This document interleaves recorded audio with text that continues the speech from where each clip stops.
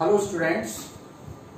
In the previous lecture I have discussed about galvanic cell and I told you that galvanic cell consists of mainly three parts. First, oxidation half cell, second, reduction half cell, and third part is salt bridge. We have taken the two rods, metallic rods, into separate beakers.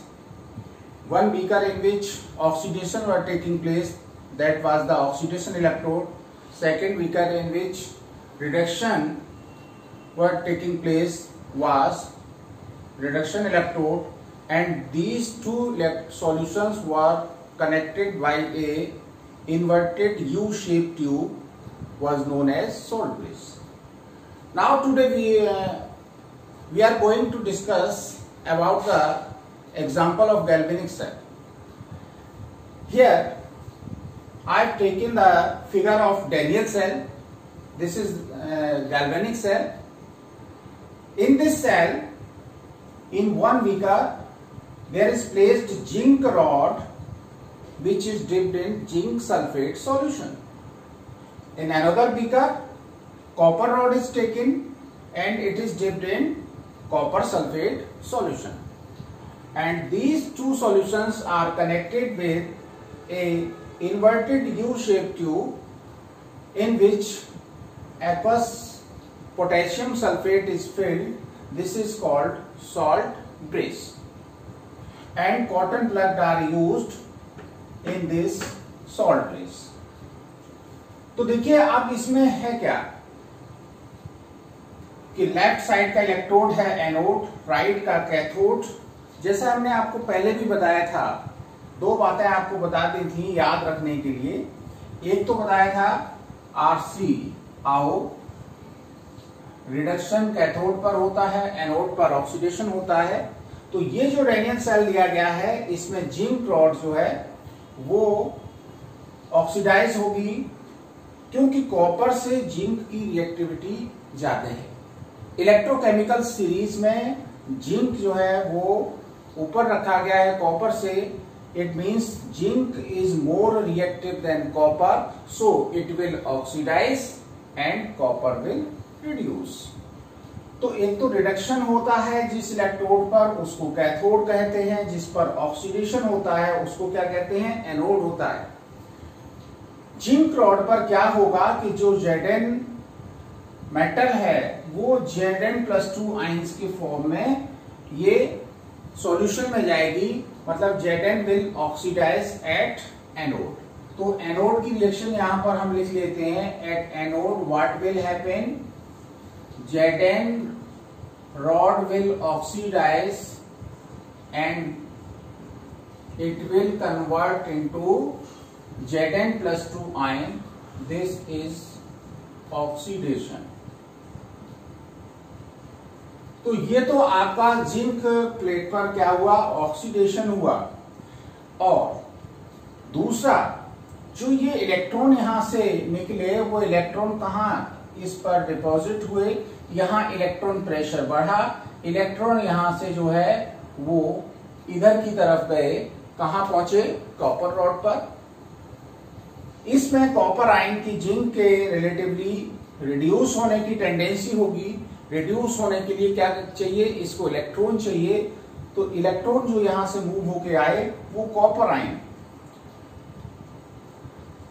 जिस पर reduction होता है उसको क्या कहते हैं, cathode बोलते हैं.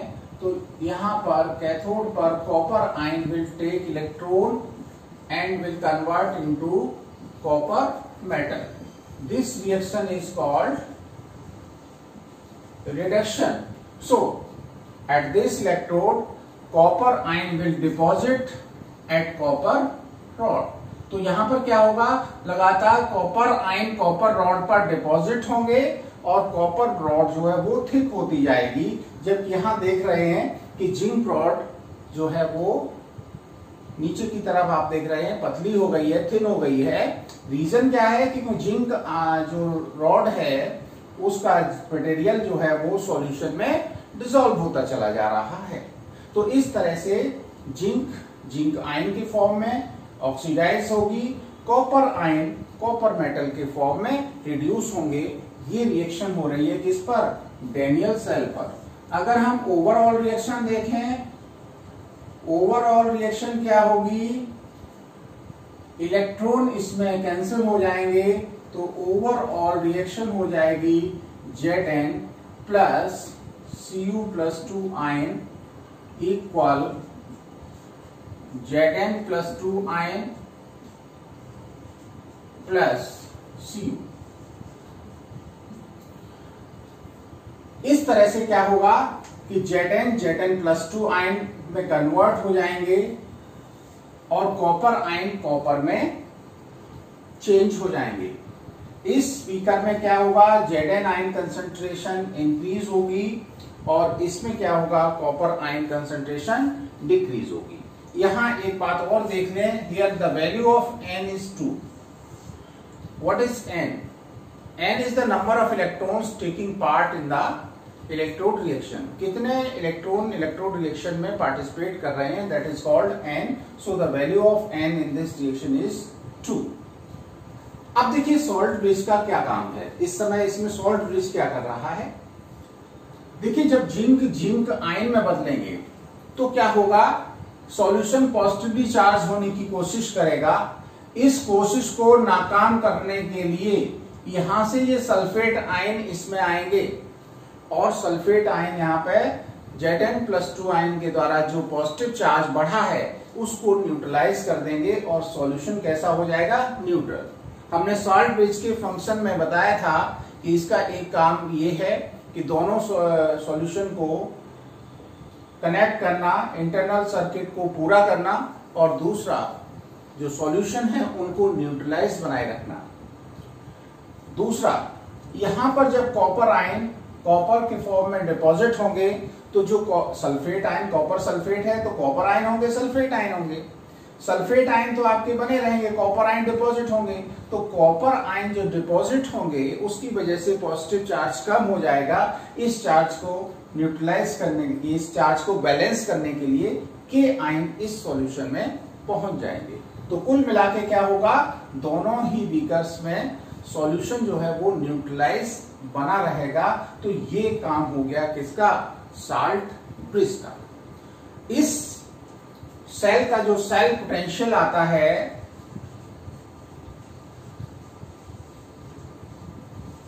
ये है 1.10 वोल्ट।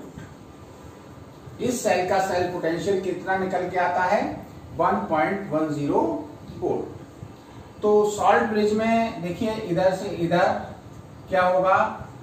कैटाइंस का फ्लो होगा और इधर से इधर क्या होगा? एनाइंस का फ्लो होगा, जिससे ये दोनों सॉल्यूशन न्यूट्रलाइज बने रहेंगे। तो ये आपका एक डैनियल सेल का जो गैल्वेनिक सेल है उसका एग्जांपल है। इस सेल का नाम, इस स्पेसिफिक सेल का नाम क्या है? डैनियल सेल, जिसमें जिंक रॉड किसकी इलेक्ट्रोड की तरह काम कर रही है। ये एनोड है और ये कैथोड है। ये एनोड क्यों है? ये एनोड इसलिए है कि इस पर ऑक्सीडेशन हो रहा है और ये कैथोड इसलिए है क्योंकि इस पर रिडक्शन होगा। दूसरा, हमने एक गैल्वेनिक सेल के बारे में और बताया था। ये तो एक जनरल कॉन्सेप्ट है, RCO, reduction, cathode, anode, oxidation. लेकिन गैल्वेनिक सेल के बारे में एक और बात बताई थी, लोन। L का मतलब था लेफ्ट, O का मतलब क्या था? ऑक्सीडेशन, A का मतलब था एनोड, N का मतलब नेगेटिव। देखिए हम गैल्वेनिक सेल को रिप्रेजेंट करने के लिए क्या करते हैं, या गैल्वेनिक सेल जब भी हम रिप्रेजेंट करते हैं तो हमेशा लेफ्ट साइड पर एनोड बनाते हैं, राइट साइड पर कैथोड बनाते हैं। जो एनोड होता है उस पर ऑक्सीडेशन होता है। अब बात आती है, एनोड जनरली आपने पढ़ा है पॉजिटिव, लेकिन इसमें एनोड कैसा है? नेगेटिव। ये नेगेटिव क्यों है?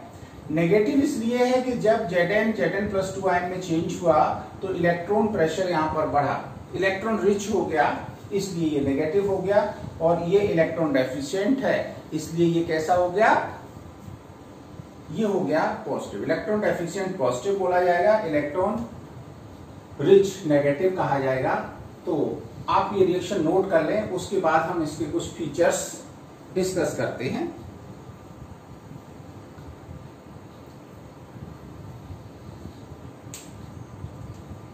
रिएक्शन आपने नोट कर ली होगी। अब हम इस सेल के कुछ इंपॉर्टेंट फीचर्स देखते हैं। ये तो आपकी डैनियल सेल पर होने वाली रिएक्शंस हो गई। Now we are going to discuss the important features of this Daniell cell.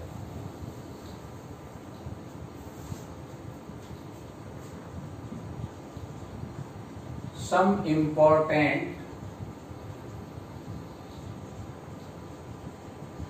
features of Daniell cell.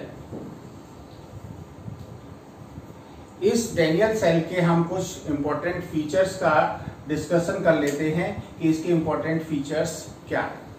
पहली बात हमने बताया कि जो जिंक इलेक्ट्रोड है इस पर क्या हो रहा है, ऑक्सीडेशन हो रहा है, इसलिए इसको एनोड कहेंगे। और कॉपर इलेक्ट्रोड पर क्या हो रहा है, रिडक्शन हो रहा है, इसलिए इसको हम क्या कहेंगे, कैथोड कहेंगे। तो पहला तो ये हो गया Zn electrode at which oxidation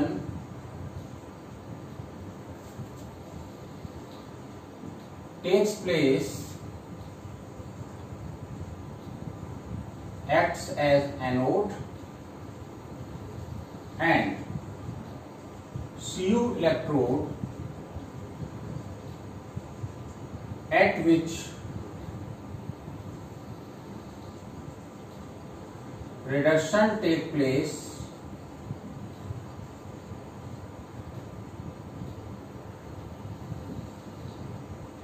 acts as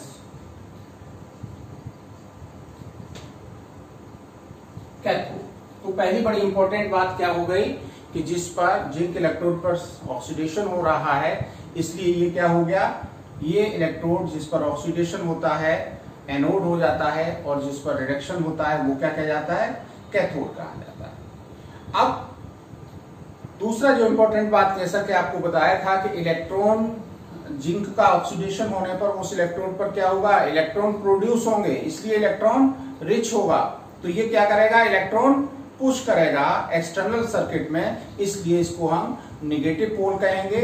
और दूसरा इलेक्ट्रोड जो है उसको इलेक्ट्रॉनों की जरूरत है, इसलिए इलेक्ट्रॉन डेफिशिएंट है, ये कैसा कहलाएगा, पॉजिटिव इलेक्ट्रोड। दूसरा पॉइंट क्या हो गया, since electron produces at zinc electrode, hence it is electron rich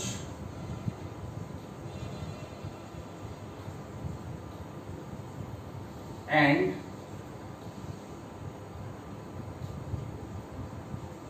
pushes electrons in external circuit and designated as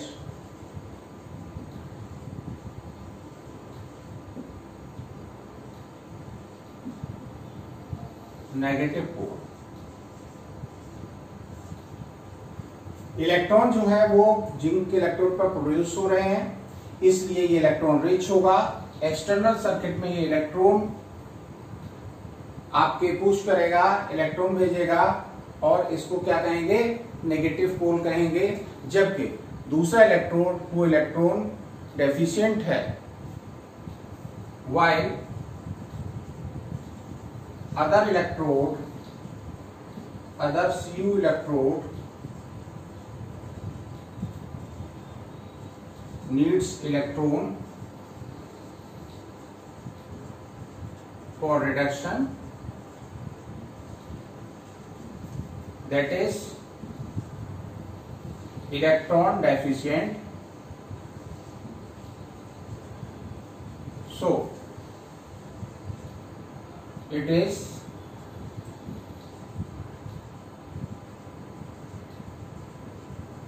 डिजनेटेड positive pole. तो ये आपका पॉजिटिव पोल क्यों है? क्योंकि इस पर इलेक्ट्रॉन की जरूरत है, इलेक्ट्रॉन डेफिशिएंट है, और इलेक्ट्रॉन डेफिशिएंट को क्या कहते हैं? पॉजिटिव पोल कहा जाता है। तीसरी बात, इलेक्ट्रॉन कहां से कहां जाएंगे? नेगेटिव से पॉजिटिव में जाएंगे, लेकिन करंट कहां जाएगा? करंट जाएगा पॉजिटिव से नेगेटिव की। तो तीसरा फीचर इसका क्या है? Electron flow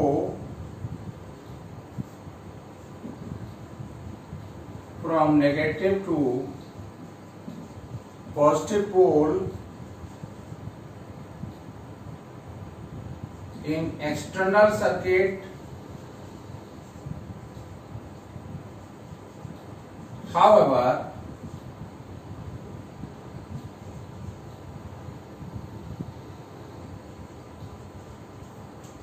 conventionally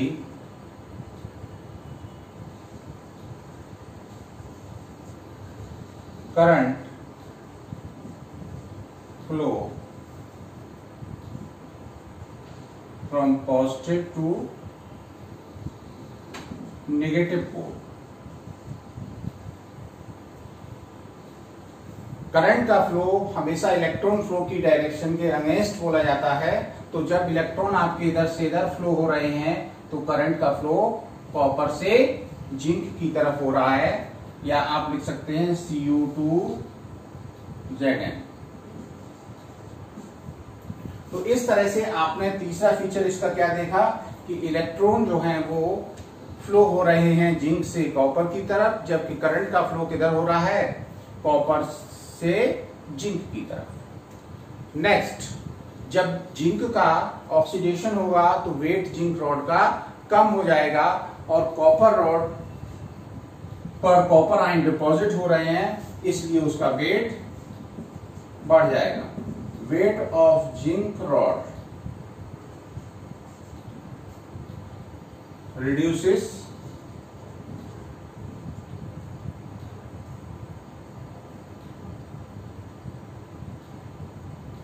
while weight of copper rod increases। Copper rod का वेट इंक्रीज होता जाता है, जिंक रॉड का वेट कम होता जाता है जैसे जैसे आपका सेल वर्क करता है। एज सेल वर्क्स, जैसे जैसे सेल वर्क करता रहेगा तो आपका जिंक रॉड धीरे धीरे डिसॉल्व हो जाएगा, और जब जिंक रॉड पूरी तरह डिसॉल्व हो जाएगा तो इस प्लेट को हमें चेंज करने की जरूरत होगी। अब एक बहुत इंपॉर्टेंट फीचर और आप देख लीजिए, अगर हम क्या करें, इसमें एक्सटर्नल सोर्स से करंट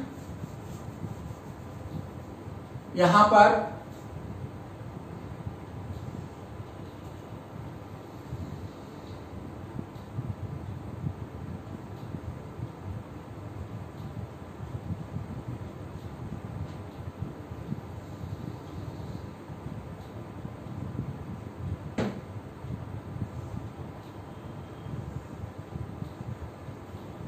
ये देखिए हमने क्या किया, एक एक्सटर्नल इसमें बैटरी जोड़ दी और एक्सटर्नल सोर्स से हमने इसमें करंट पास किया, तो क्या होगा?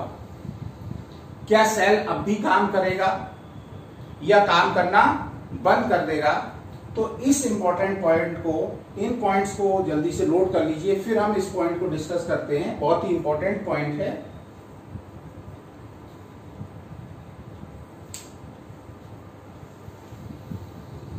तो चलिए हम देखते हैं कि what will happen when we provide the external potential on the cell। If we apply the external potential on the cell, what will happen?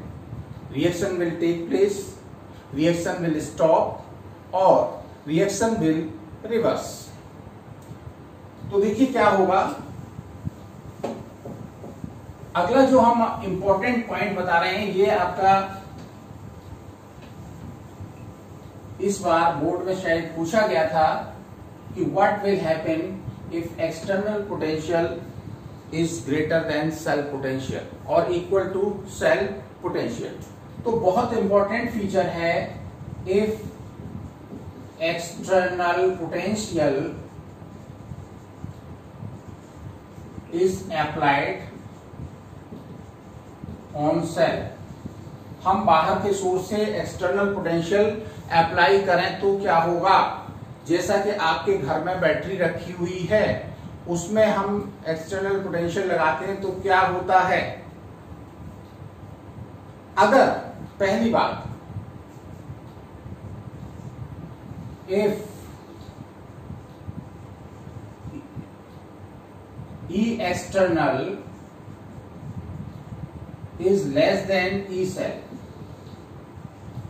आपने जो एक्सटर्नल पोटेंशियल लगाया है वो सेल पोटेंशियल से कम है, सेल पोटेंशियल कितना है 1.1 वोल्ट, तो भी क्या होगा, रिएक्शन होगी,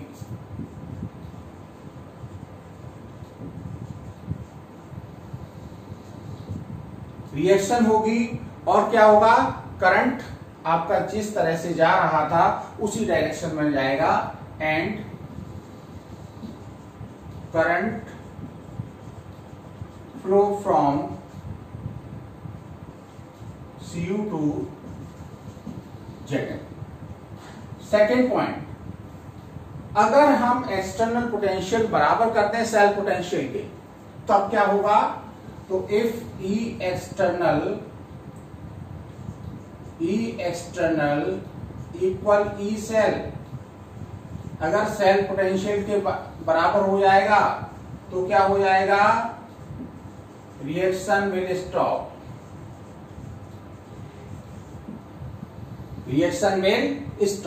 और इस कंडीशन में क्या होगा, करंट जो है वो जीरो हो जाएगा, करंट का फ्लो नहीं होगा, करंट बिकम्स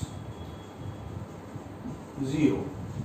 दूसरी बड़ी इंपॉर्टेंट बात हो गई। थर्ड बहुत इंपॉर्टेंट बात समझ लें कि अगर हमने एक्सटर्नल पोटेंशियल जो है वो ज्यादा अप्लाई कर दिया तो क्या होगा, ये अपोजिट रिएक्शन स्टार्ट हो जाएगी, जो भी रिएक्शन है वो फिर से स्टार्ट हो जाएगी लेकिन अपोजिट हो जाएगी, जहां पर ऑक्सीडेशन हो रहा था वहां रिडक्शन होने लगेगा, जहां रिडक्शन हो रहा था वहां ऑक्सीडेशन हो जाएगा। तो if E external is greater than E cell, reaction again start and current will flow from Zn to Cu। अब क्या होगा, जब हमने एक्सटर्नल पोटेंशियल इस पर अप्लाई कर दिया तो जहां Zn का ऑक्सीडेशन हो रहा था Zn का रिडक्शन होने लगेगा, Zn आयन डिपॉजिट होने लगेंगे कॉपर का, कॉपर आयन में ऑक्सीडेशन होने लगेगा और करंट जो है वो जिंक से कॉपर की तरफ फ्लो करने लगेगा, अपोजिट रिएक्शन स्टार्ट हो जाएगी। अगर एक्सटर्नल पोटेंशियल हमारा वो ज्यादा है किससे, सेल पोटेंशियल से। तो ये इंपॉर्टेंट फीचर्स थे इस सेल के जो आपने देखे। तो ये आपका डैनियल सेल रहा और डैनियल सेल के इंपॉर्टेंट फीचर्स हो गए। चलिए ये भी आप पॉइंट नोट कर लीजिए, जल्दी से स्क्रीनशॉट लीजिए। अब कुछ हम इसका रिप्रेजेंटेशन देखते हैं, डैनियल सेल को कैसे रिप्रेजेंट करते हैं हम। ये तो फिगर है लेकिन शॉर्ट में इसको रिप्रेजेंट कैसे करते हैं, तो इसका रिप्रेजेंटेशन और जल्दी से देख लीजिए। How will you represent the Daniell cell? So, representation of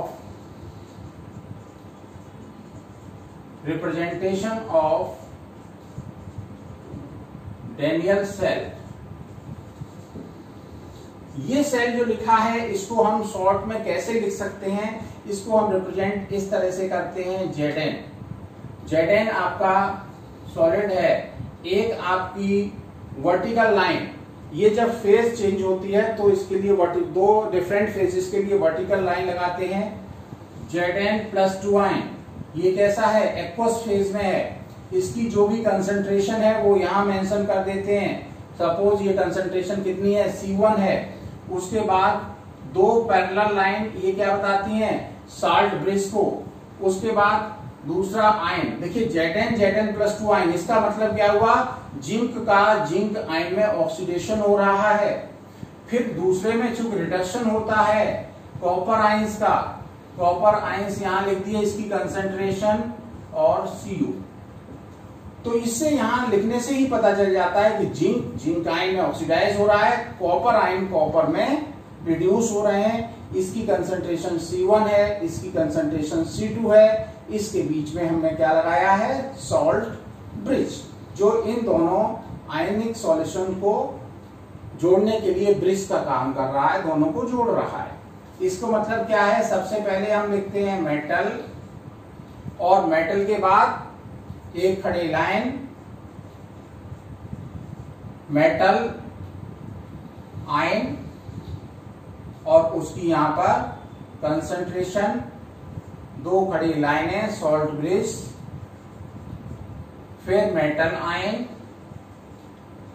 उसकी कंसंट्रेशन, फिर मेटल। ये रहा आपका क्या, सॉल्ट ब्रिज। ये वाला इलेक्ट्रोड क्या है, एनोड। उधर वाला इलेक्ट्रोड क्या है,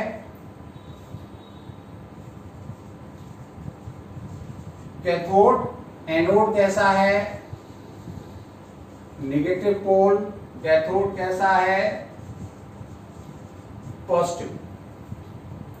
तो ये तो आपका, जैसे आपका कोई भी सेल रिएक्शन दे रखी है और ये कहा जाए कि रिप्रेजेंट द गैल्वेनिक सेल, तो आप इस तरह से गैल्वेनिक सेल को रिप्रेजेंट कर देंगे। उसकी जो भी मोलैरिटी दी होगी वो यहाँ पे ब्रैकेट्स में लिख देंगे, 0.01 m, 0.001 m, जो भी कंसंट्रेशन होगी वो यहाँ पर लिख देंगे। तो ये रिप्रेजेंटेशन हो गया। इस एनोड पर क्या होगा, ऑक्सीडेशन अकर्स। इस पर क्या होगा, रिडक्शन अकर्स। ठीक है ना। इस इलेक्ट्रोड पर, ये लेफ्ट इलेक्ट्रोड है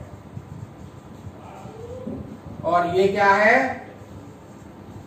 राइट इलेक्ट्रोड है। लेफ्ट इलेक्ट्रोड से राइट इलेक्ट्रोड की तरफ क्या होगा, इलेक्ट्रॉन फ्लो होंगे और करंट फ्लो जो होगा